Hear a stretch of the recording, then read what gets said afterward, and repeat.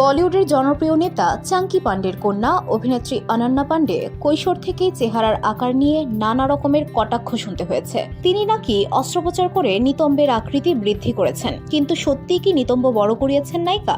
সম্প্রতি একটি গণমাধ্যমে এক সাক্ষাৎকারে সে বিষয়ে খোলাখুলি কথা বলেছেন অনন্যা পান্ডে। তিনি বলেন, একটা সময়ে ক্ষীণদেহী ছিলেন বলে নানা রকমের তির্যক মন্তব্য শুনতে হয়েছে তাকে। নায়িকা বলেন, তখন আমার 18 থেকে 19 বছর বয়স, খুব রোগা ছিলাম আমি, সেটা নিয়েও মশকরা করা হতো।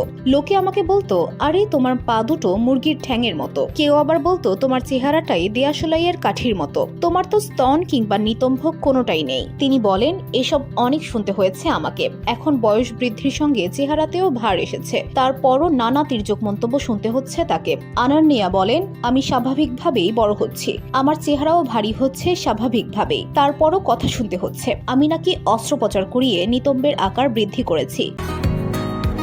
বসুন্ধরা, উত্তরা, বনশ্রী, কুড়িল ও বাড্ডা সহ রাজধানীর বিভিন্ন স্থানে অভিজাত ও অত্যাধুনিক মানের ফ্ল্যাট কেনার এক নির্ভরযোগ্য প্রতিষ্ঠান pleasant properties limited.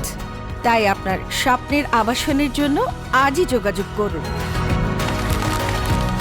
Pleasant properties limited, where destiny matches eventually.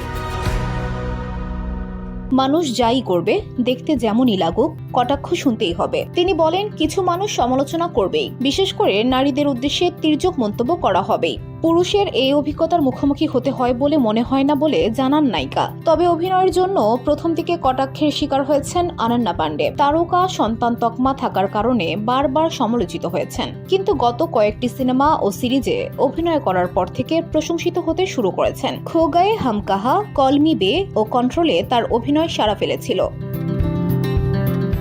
VOD Bangla news desk.